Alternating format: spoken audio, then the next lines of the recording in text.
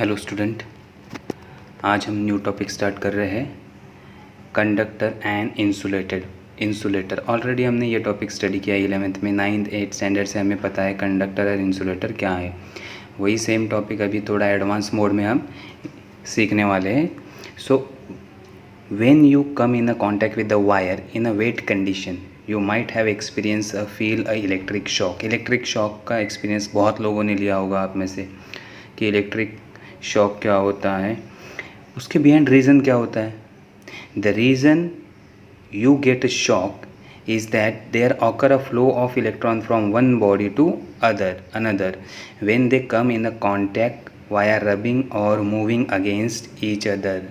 तो एक बॉडी से दूसरी बॉडी में चार्ज ट्रांसफ़र हो जाते हैं, उसी कंडीशन को हम क्या कहते हैं, उसी कंडीशन से हमें क्या लगता है, शॉक लगता है कि एक बॉडी से दूसरी बॉडी में चार्ज ट्रांसफ़र हो रहा है। अब ये कैसे होता है, बाय रबिंग और by moving against each other. ये हमने 11th में देखा है फ्रिक्शनल इलेक्ट्रिसिटी में कैसे डेवलप होता है। Then shock is the basically wild feeling of current passing through your body. Shock क्या होता है कि करंट आपकी बॉडी से फ्लो ऑफ इलेक्ट्रॉन या फ्लो ऑफ चार्जेस आपकी बॉडी से फ्लो हो रहे हैं, तो करंट पास होना बॉडी से, उसी को हम क्या कहते हैं, शॉक कहते हैं। ओके, ये कंसेप्ट समझ में आ गया।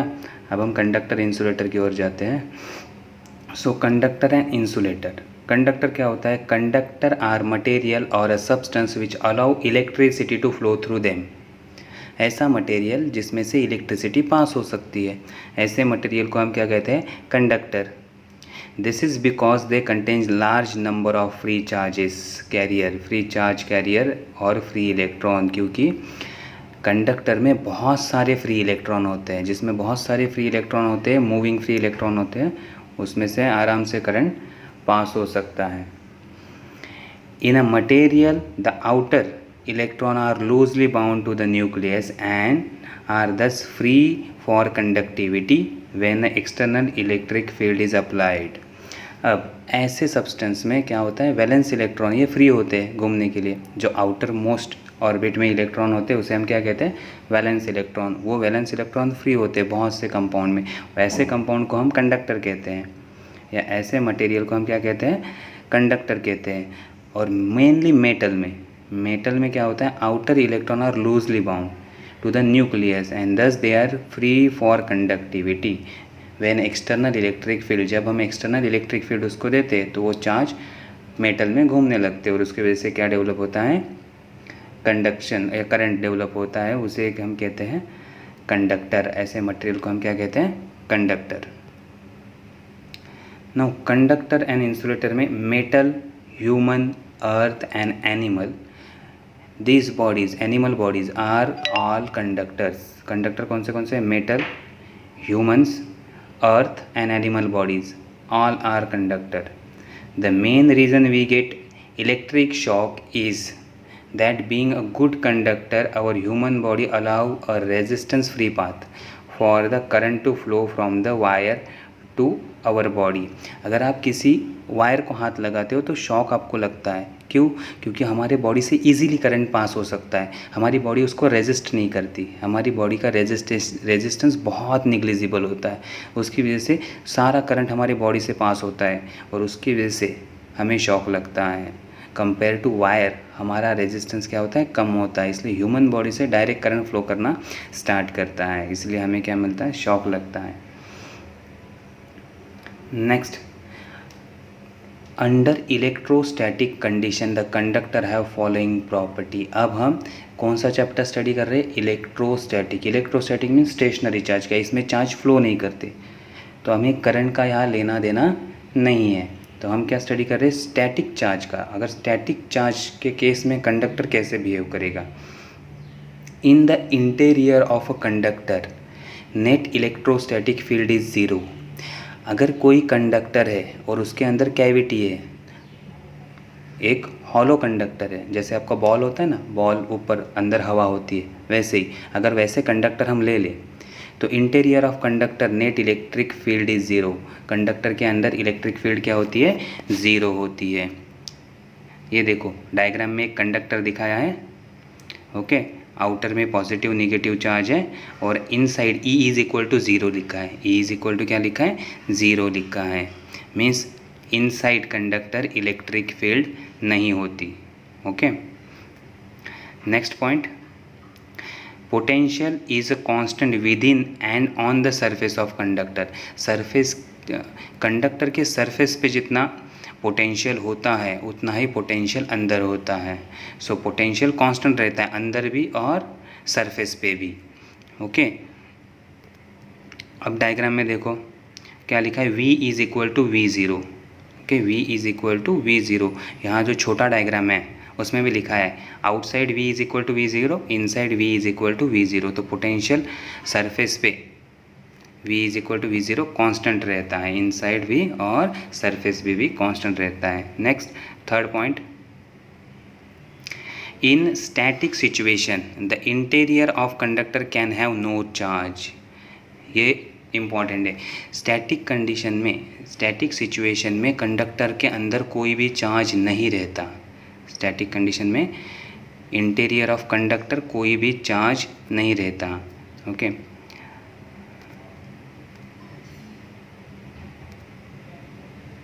अब देखो charge density is equal to 0 means inside कोई भी पॉजिटिव नेगेटिव कोई चार्ज नहीं है, पॉजिटिव नेगेटिव कोई चार्ज नहीं है, इसलिए charge density is equal to 0। तो Q का वैल्यू अंदर कितना होता है, 0 होता है। Q का वैल्यू अंदर 0 होता है और चार्ज डेंसिटी का वैल्यू भी क्या होता है, 0 होता है। ओके, अब next point, electric field just outside a charge conductor is perpendicular to the surface of conductor at any point. Okay, अब इलेक्ट्रिक फील्ड, उसमें से जो इलेक्ट्रिक फील्ड लाइंस निकल रही है E, वो क्या होती है, सरफेस को हमेशा परपेंडिकुलर होती है। कोई भी आप सरफेस ले लो, जब वो स्टार्ट होती है तो वो परपेंडिकुलर स्टार्ट होती है। हमने फील्ड लाइन के प्रॉपर्टी में भी स्टडी किया है। तो ये देखो E का वैल्यू, पॉजिटिव चार्ज यहाँ है वहाँ E निकल रहा है, नेगेटिव चार्ज है वहाँ E अंदर जा रहा है, नेगेटिव चार्ज है वहाँ E अंदर जा रहा है और पॉजिटिव से E बाहर निकल रहा है।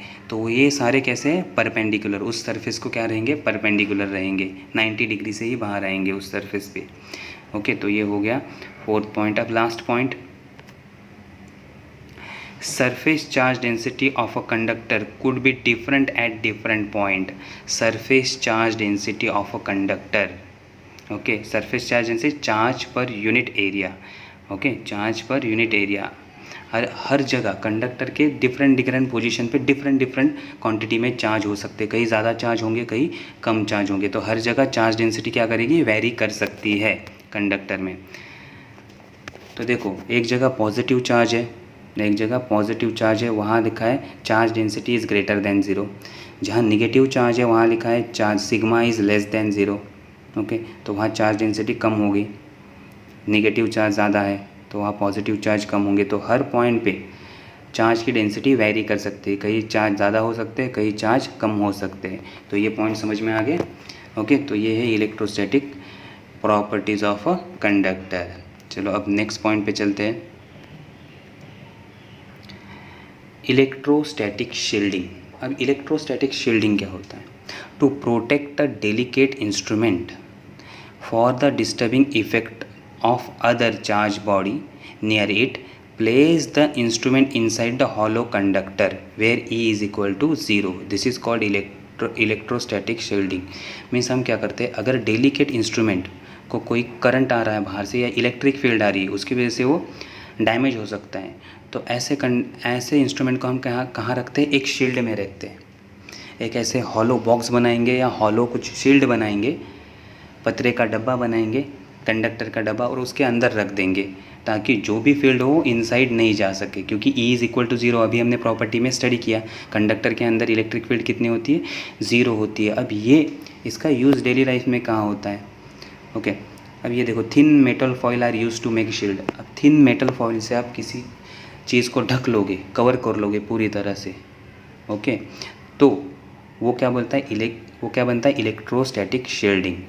During the lightning and thunderstorm it is always advisable to stay inside the car than near a tree in open ground। अब देखो बारिश हो रही है, बिजलियाँ चमक रही है, तो क्या होता है आपको, अगर आप कार में है तो कार में ही रहो, क्योंकि कार क्या है, मेटल बॉडी है, कार क्या है, metal body, hollow metal body. तो इलेक्ट्रिक फील्ड या जो भी करंट आ रहा है, जो भी लाइटनिंग आ रही है, वो कार के अंदर नहीं जाएगी, वो कार के अंदर नहीं जाएगी, वो बाहर ही रहेगी। वो क्या रहेगी, क्योंकि उससे क्या मिलता है, electrostatic shielding since the car act as a field. इसका यूज़ फैराडे केज ने किया है। इसका यूज़ एक और यूज़ है जिसे कहते हैं फैराडे केज। अब देखो फैराडे केज क्या है वो देखते हैं। Faraday cage, it is the enclosure which is use to block a external electric field. Okay, एक ऐसा एनक्लोजर है, एक ऐसा डब्बा बनाते हैं या ऐसी सिस्टम बनाते हैं which is use to block a external electric field, जो एक्सटर्नल इलेक्ट्रिक फील्ड को ब्लॉक करता है in a conducting material. Conducting means आपको एक पिंजरे में रखा है और पिंजरे को हम शॉक दे रहे हैं, तो पिंजरे के अंदर आपको शॉक नहीं लगेगा, इनसाइड इलेक्ट्रिक फील्ड ट्रैवल नहीं होगी, इनसाइड इलेक्ट्रिक फील्ड ट्रैवल नहीं होगी। तो ऐसे हम कहते हैं, okay, that is known as a Faraday cage.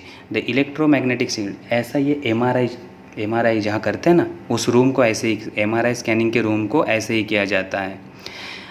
Building in such a manner that prevent A mixing of external radio frequency, बाहर से कोई भी रेडियो फ्रीक्वेंसी एमआरआई के रूम में नहीं जानी चाहिए, इस तरह से उसे शील्डिंग करते हैं।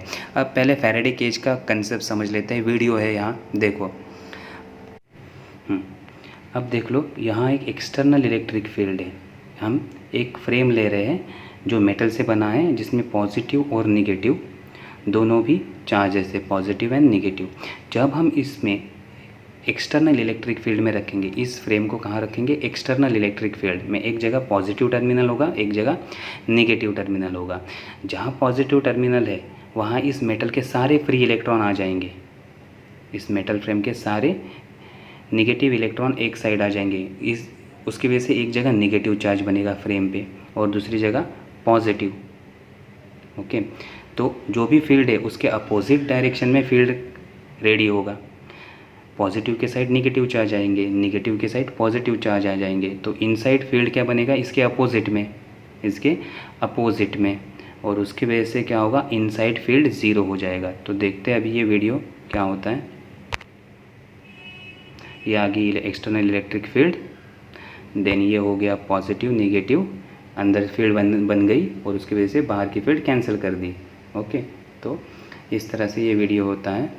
इसी वीडियो में फैराडे केज दिखाया गया है। Next up point, metallic free charge and bound charge inside the material. अब फ्री चार्ज क्या होता है और बाउंड चार्ज क्या होता है वो हम देखते हैं in a metallic conductor. The electron in a outermost shell of an atom are loosely bound to the nucleus and hence can easily get detached and move freely inside the metal। अब metal में क्या होता है, मैंने कहा था valence electron free होते हैं। वैलेंस इलेक्ट्रॉन क्या होते हैं, फ्री होते हैं। जो भी आउटर मोस्ट शेल में इलेक्ट्रॉन है वो सारे फ्री होते हैं, तो वो इलेक्ट्रॉन कहीं भी घूम सकते हैं मेटल में। ओके, वो ईजीली डिटैच होते हैं और कहीं भी घूम सकते हैं। तो ये एक मेटल में बेनिफिट होता है कि इलेक्ट्रॉन फ्री टू मूव होते हैं। Then when an external electric field is applied they drift in the direction opposite to direction of applied electric field and this charge is known as a free charge. जब हम इसको electric field में रखेंगे, जब हम electric field में रखेंगे तो करंट फ्लो करना स्टार्ट होता है। करंट क्या होता है, इलेक्ट्रॉन के अपोजिट डायरेक्शन में फ्लो करता है। जो जिस डायरेक्शन में इलेक्ट्रॉन फ्लो करते हैं उसके अपोजिट डायरेक्शन में करंट फ्लो करता है। तो जब हम when an external field is applied they drift in the direction opposite to the direction of applied electric field. Applied electric field के अपोजिट डायरेक्शन में चार्ज मूव करना स्टार्ट कर देते हैं। कौन से charge, free charges. Then the nucleus which consist of positive ion and a electron of the inner shell remain held in the fixed position. This immobile charges are called bound charges। अब देखो outer most shell वाले charge क्या करेंगे, यहाँ वहाँ जा सकते हैं, लेकिन न्यूक्लियस के नज़दीक वाले जो इलेक्ट्रॉन होंगे वो न्यूक्लियस के साथ स्ट्रांगली बाउंड रहेंगे, वो कहीं नहीं घूमेंगे। ओके, कुछ इलेक्ट्रॉन जो आउटर मोस्ट शेल में होते हैं वही सिर्फ फ्री होते हैं, बाकी जो आउटर मोस्ट शेल के अलावा जो अंदर इलेक्ट्रॉन होते हैं न्यूक्लियस के साथ वो बाउंड होते हैं, तो उसे हम क्या कहते हैं, बाउंड चार्जेस। तो फ्री चार्जेस समझ में आ गए, जो घूम सकते हैं उसे हम क्या कहते हैं, फ्री चार्जेस, और न्यूक्लियस के साथ जो बाउंड रहते हैं चार्ज उसे हम कहते हैं bound charges. Next, electrolytic condition. Electrolyte study किया होगा, सॉल्यूशन जो होता है। तो इलेक्ट्रोलाइट में क्या होता है, पॉजिटिव और निगेटिव आयन होते हैं। चार्जेस मीन्स क्या होते हैं, आयन होते हैं। So positive and negative ions act as a charge carrier. वहाँ चार्ज की जगह आयन ही हमारे क्या है, charge carrier. But their movement are restricted by electrostatic force between them. लेकिन उसका जो मूवमेंट है वो कैसा भी नहीं होता, उसका मूवमेंट रिस्ट्रिक्ट करता है चार्ज के इलेक्ट्रोस्टैटिक फोर्स से। वो मूवमेंट क्या होता है, कंट्रोल होता है या फिर रिस्ट्रिक्ट होता है। एंड द एक्सटर्नल फील्ड, और दूसरा किससे कंट्रोल होता है, एक्सटर्नल फील्ड से। तो ये इलेक्ट्रोलाइटिक कंडक्टर समझ में आ गया। अब next, insulator. Okay, what is insulator? The electron are tightly bound to the nucleus and are thus not available for conductivity and hence are poor conductor of electricity। तो क्या होता है, ऐसा एटम जिसमें सारे इलेक्ट्रॉन न्यूक्लियस के साथ bound है। सारे इलेक्ट्रॉन क्या है, बाउंडेड इलेक्ट्रॉन, एक भी इलेक्ट्रॉन फ्री नहीं है। अगर फ्री इलेक्ट्रॉन नहीं है तो जब भी हम उसको सप्लाई देंगे या जब भी उसको हम एक्सटर्नल इलेक्ट्रिक फील्ड में रखेंगे तो चार्ज मूव ही नहीं करेंगे। तो ऐसे मटेरियल को हम क्या कहेंगे, poor conductor. So there are no free charges since all the charges are bound to the nucleus. वहाँ एक भी फ्री चार्ज नहीं है क्योंकि वो सारे चार्ज बाउंड है, न्यूक्लियस के साथ क्या है, बाउंड चार्जेस है। अब समझ में आ गया बाउंड चार्ज क्या होता है, जो फ्री घूम नहीं सकते। इसलिए इंसुलेटर में क्या होते हैं, सारे बाउंड चार्ज होते हैं। And insulating material can be consider as a collection of molecules that are not easily ionize. ये ऐसे मटेरियल हैं और कलेक्शन ऑफ मॉलिक्यूल है जो इजीली आयनाइज भी नहीं होते। आयनाइज कब होता है, जब एक इलेक्ट्रॉन डोनेट करो या एक इलेक्ट्रॉन एक्सेप्ट करो तब वो आयनाइज होते हैं। ये इलेक्ट्रॉन फ्री ही नहीं है यहाँ से, तो डोनेट भी नहीं करेगा, एक्सेप्ट भी नहीं करेगा, तो उसके वजह से क्या होगा, आयनाइज ईजीली नहीं होते ये। Okay, insulator. And insulator can carry N distribution of external electric charges on its surface और in its interior, and the electric field is the interior can have non-zero value unlike conductor। अब ये point important है। And insulator can carry any distribution of external electric charge। Okay, तो insulator के ऊपर charge आ सकता है। जब आप ग्लास को रब करते हो या कोम को रब करते हो आप अपने हेयर्स में, तो चार्ज शिफ्टिंग हो जाती है और उसको आप पेपर के पास लेके जाओगे तो पेपर चिपक जाते हैं उसको। तो क्या होता है, तो सरफेस के इंसुलेटर के सरफेस पे चार्ज आ सकते हैं, वैसे ही सरफेस से अंदर या इंसुलेटर के अंदर भी चार्ज जा सकते हैं। Okay, so electric field in the interior can have non zero value. तो कंडक्टर के अंदर इलेक्ट्रिक फील्ड ज़ीरो होता है लेकिन इंसुलेटर के अंदर इलेक्ट्रिक फील्ड ज़ीरो नहीं हो सकता। ओके, ये समझ में आ गया। तो ये कंडक्टर के अपोजिट है। कंडक्टर में इनसाइड चार्ज नहीं जा सकते लेकिन इंसुलेटर में इनसाइड चार्ज जा सकते हैं। समझ में आ गया ये। Okay, next. अब यहाँ हम लेक्चर हमारा स्टॉप करते हैं। ओके, तो ये थ्योरेटिकल है सारा टॉपिक, इसलिए हमने पीपीटी से इसको पूरा एक्सप्लेन किया। ओके, तो अब इसको आप ध्यान से रीड करो। Okay, thank you.